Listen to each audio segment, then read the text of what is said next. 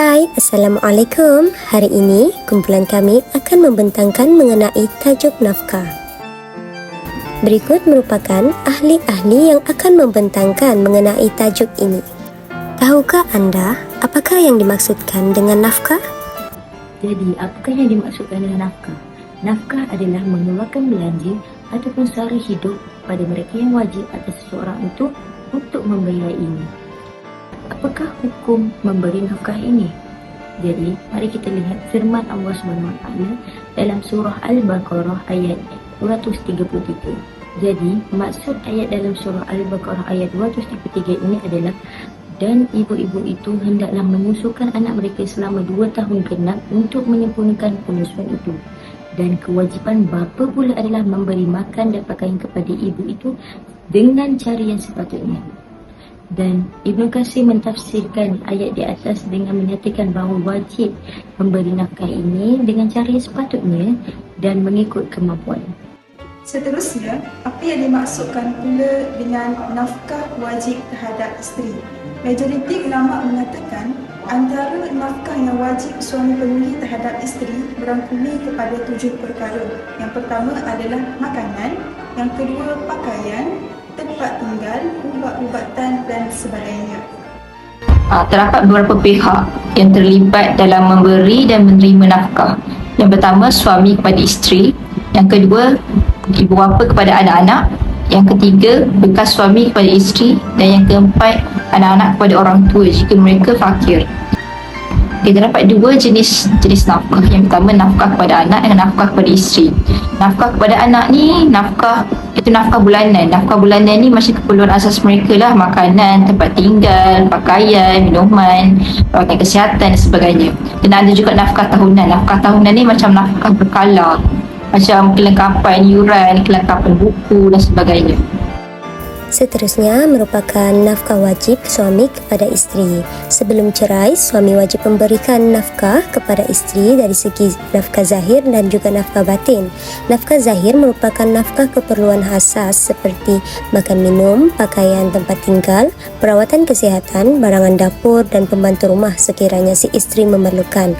Manakala nafkah batin adalah berbentuk penjagaan emosi, penjagaan minda dan juga fizikal isteri. Nafkah edah ni nafkah suami wajib beri nafkah kepada bekas isteri dalam tempoh edah kerana berlakunya suatu perceraian. Talak raj'i dan talak ba'in. Talak raj'i ini suami wajib memberi nafkah, iaitu keperluan asas pada isteri, keperluan asas mereka macam makanan, tempat tinggal, pakaian dan sebagainya, dan apa-apa yang diperlukan oleh isteri.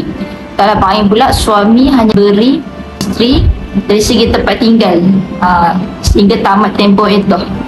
Jika suami menceraikan isteri dalam keadaan isteri hamil, maka suami wajib menunaikan segala keperluan isteri seperti apa yang keperluan asas harian itulah. Jadi ketika sekiranya sebelum persetubuhan, maka suami tak layak memberi apa-apa kepada isteri. Tambahan, isteri yang nusyus, maka isteri tak layak menerima apa-apa daripada suami ketika dalam tempoh iddah. Bagaimana pula yang dimaksudkan dengan kadar nafkah wajib suami terhadap isteri? Pemberian nafkah wajib merujuk kepada kemampuan seorang suami sama ada kaya dan berkemampuan, sederhana atau fakir dengan mengikuti kadar ketentuan uruf masyarakat setempat. Manakala menurut kitab fiqh manhaji, kadar makanan asasi adalah 2 cupak bagi mereka yang kaya dan berkemampuan, 1,5 cupak bagi mereka yang sederhana dan 1 cupak bagi mereka yang fakir. Oleh sebab itu, nafkah wajib hanyalah keperluan asas yang mengikuti kepada kemampuan seorang si suami tanpa kita perlu memperincikan secara khusus. Seterusnya adalah mengenai kategori tuntutan yang boleh dituntut selepas berlakunya penceraian. Terbagi kepada 7. Yang pertama sekali adalah nafkah edah. Seterusnya nafkah mut'ah, harta sepencarian, tunggakan nafkah anak, hak jagaan anak, nafkah anak. Dan mengenai nafkah edah ni merupakan suatu nafkah yang si bekas suami wajib bayar kepada isteri yang telah diceraikannya mengikut jenis talak, sama ada talak raj'i ataupun talak ba'in sepanjang tempoh edah. Misalnya bagi talak raj'i, makan minum, pakaian dan juga tempat tinggal. Seterusnya adalah mengenai nafkah mut'ah. Nafkah mut'ah ini merupakan bayaran yang si suami wajib bayar kepada bekas istrinya kerana telah menceraikan istrinya tanpa sebab yang munasabah mengikut syarak. Kadar bagi nafkah mut'ah ini boleh ditentukan melalui persetujuan daripada kedua-dua belah pihak.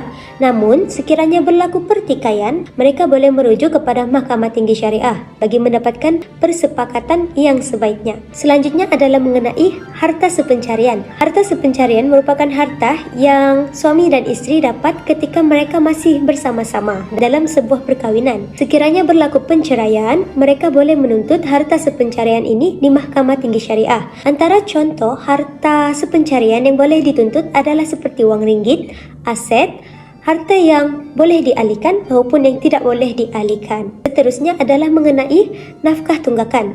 Nafkah tunggakan merupakan suatu nafkah yang si suami gagal laksanakan ketika dia masih dalam perkahwinan bersama isterinya.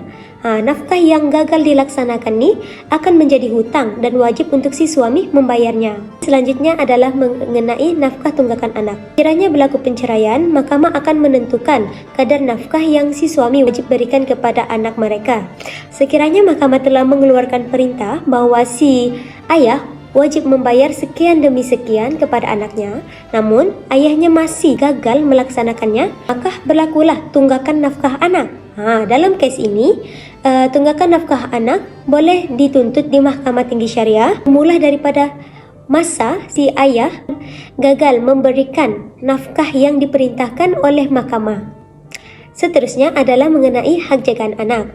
Menurut hukum syarak dan juga undang-undang keluarga Islam yang berkuat kuasa, hak jagaan anak ini adalah paling layak diberikan kepada si ibu sekiranya anak-anak tersebut masih kecil dan belum mampu untuk mengurus diri mereka.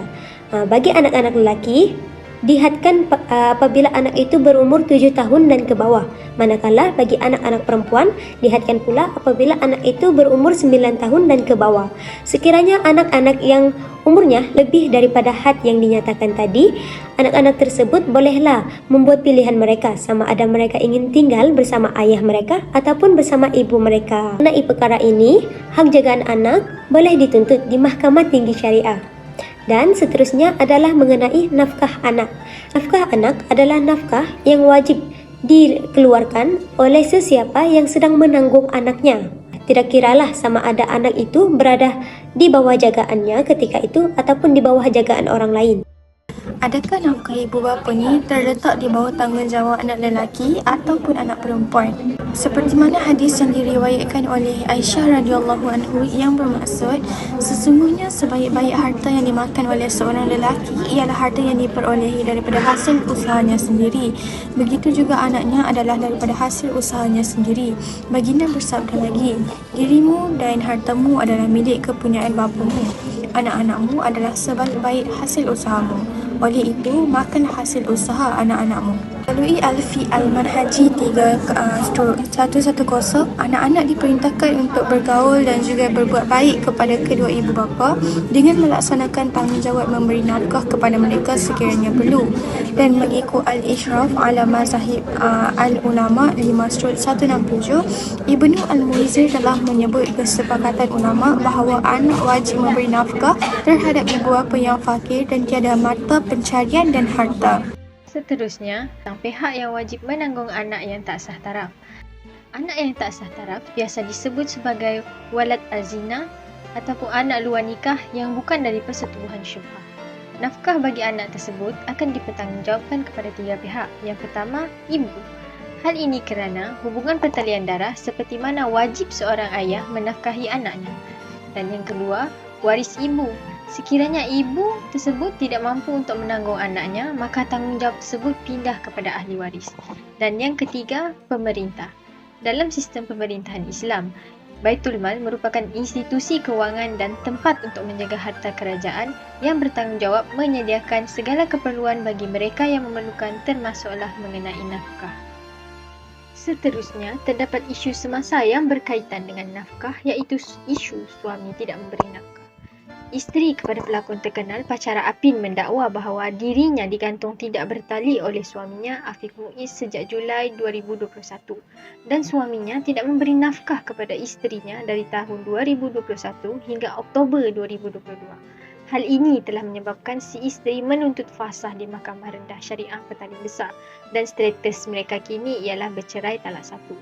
Ulasan yang dapat kita simpulkan daripada isu tersebut ialah suami wajib memberi nafkah kepada isteri dan anak setelah lafaz akad penyerahan tanggungjawab sewaktu ijab dan kabul.